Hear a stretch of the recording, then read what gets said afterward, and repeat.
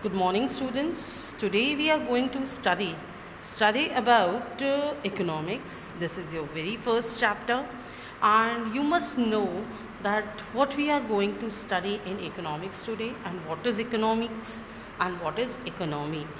So, first of all, I should tell you that in your syllabus, two books are there. Fine.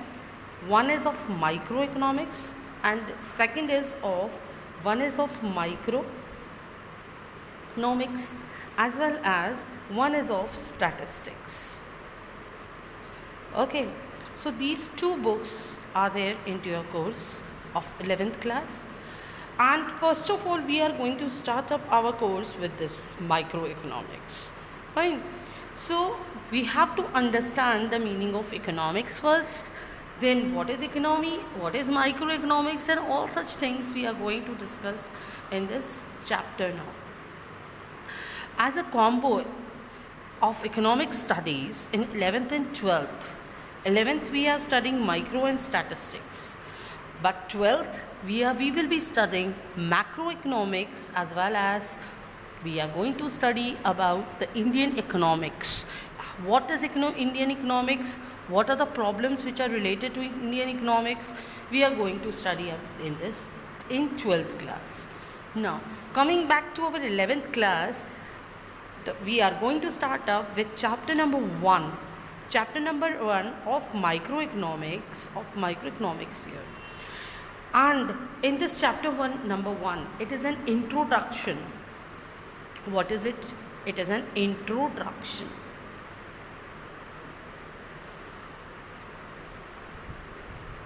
Introduction or an introductory chapter to get through what is economics and what we are going to study, what all related things we are going to study in this. Fine.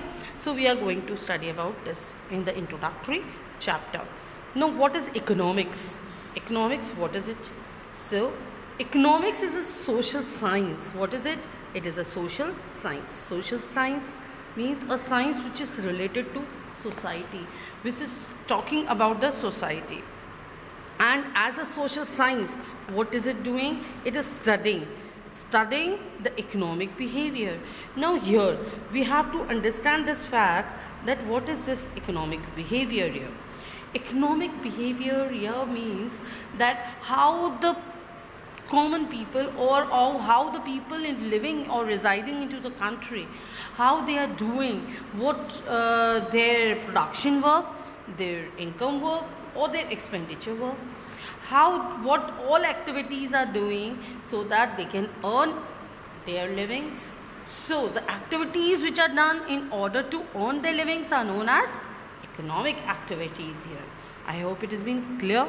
So this doing of the economic activity is known as the economic behavior of an individual. And this social science, this economics as a social science, it is studying the economic behavior here of the people here, or how economic phenomenon here means what all phenomena they are doing, what all activities they are doing. Behavior here means how they behave with the income or expenditure, and what all activities they are doing here for earning the income is known as economic phenomenon. I hope it has been very clear to you, all of you. Now we are going to study about two types of economy. How many types of economies are there? That we are going to discuss in this chapter.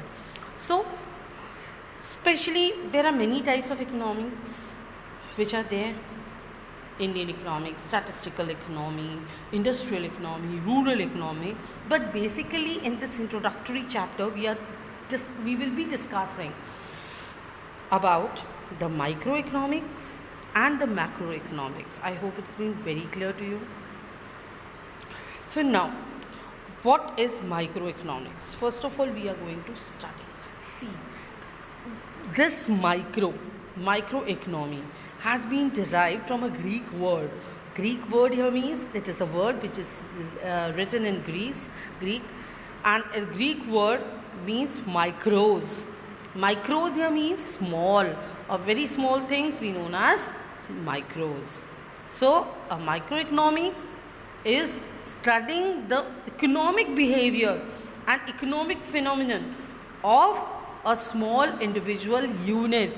Individual person's income we are discussing, or economic activities we can discuss, or economic activities of a single industry or a firm. We have, if we are discussing, we are discussing in the micro economy here.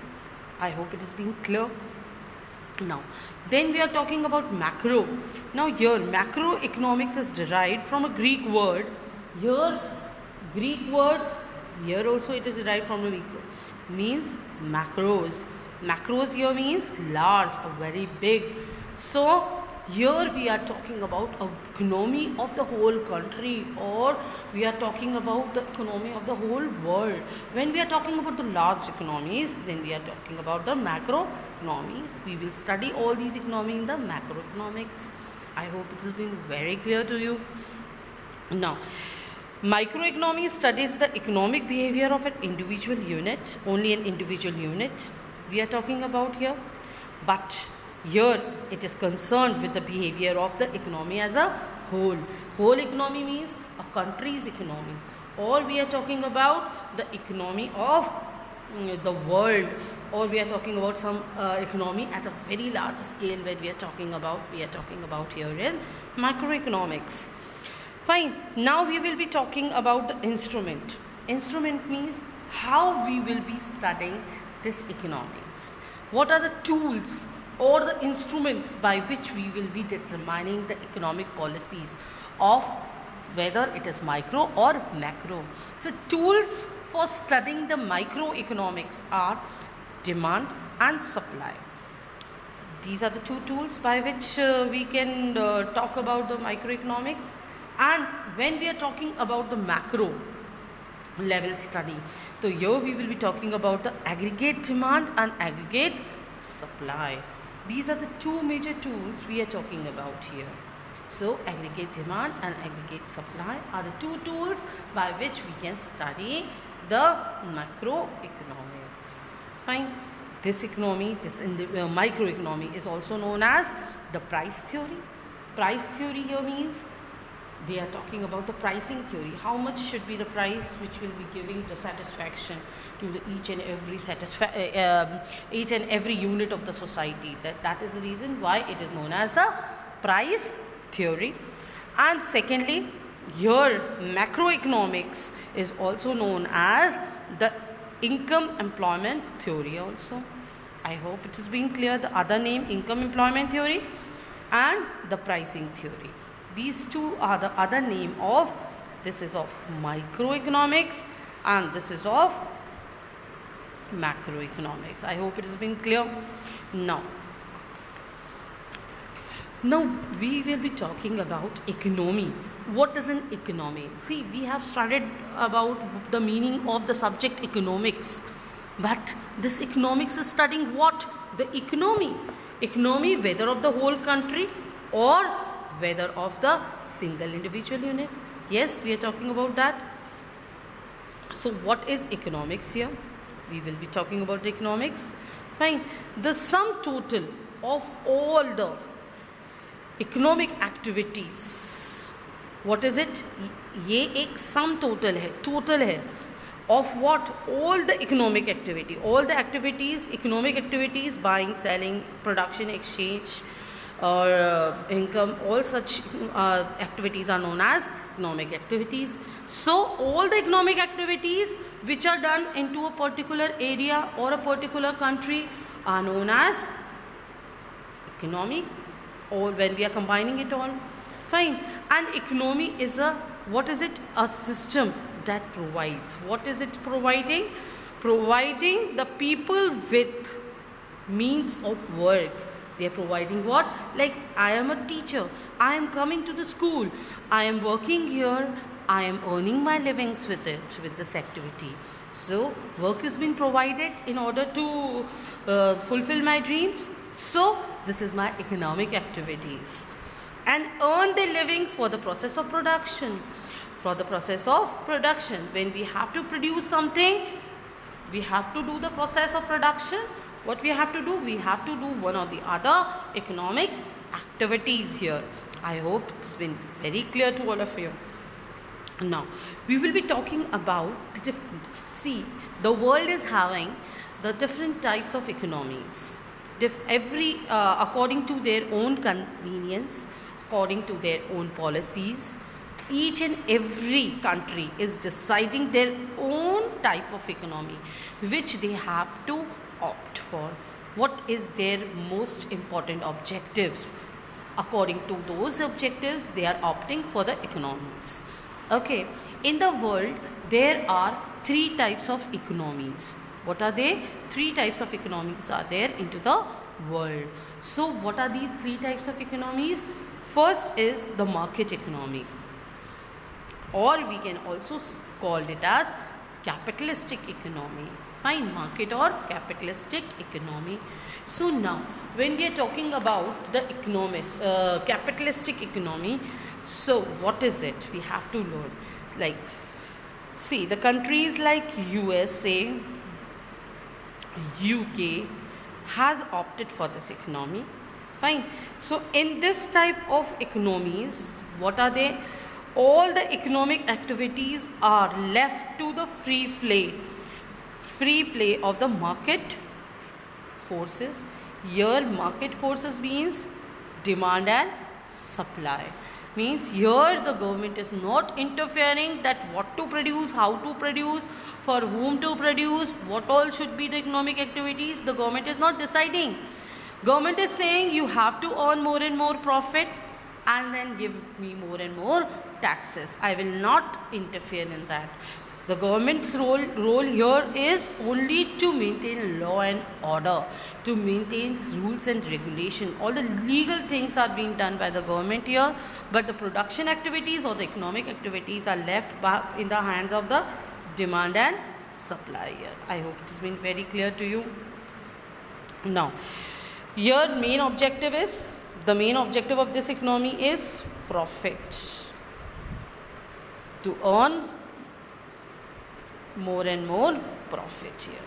I hope it is being clear, very clear to you all. It is also known as the laissez-faire economy. The capitalistic economy is also known as laissez-faire economy because it is profit oriented economy. Profit oriented. I hope it has been very clear to you. First type of economy. Now we are going to the second type of economy, that is centrally planned economy. What is centrally planned economy here? It is an economy in which the course of economic activities is decided by the central authorities or by the government. See, in the market economy, the main aim was profit orientation, but here into the capitalistic economy, the main aim is social welfare. I hope it has been very clear to you. Social welfare is the main aim here. So here all the economic activities are decided by what? Some central authorities or by the government. There is an authority there or a government is there where all the production activities or exchange activities or earning income activities, or in short we can say the economic activities scores, is decided by the government here. Here they wanted to give what? Maximum welfare to the people here. Fine. So this is the we can say we are also saying that a centrally planned economy here. Why? Because here central authorities are planning each and everything here into the economy. I hope it has been very clear to all of you. Fine. Now it is also known as socialistic economy because social welfare is the main criteria here, or we can also say it as a command economy. I hope you have understood the first introduction of chapter 1 of microeconomics.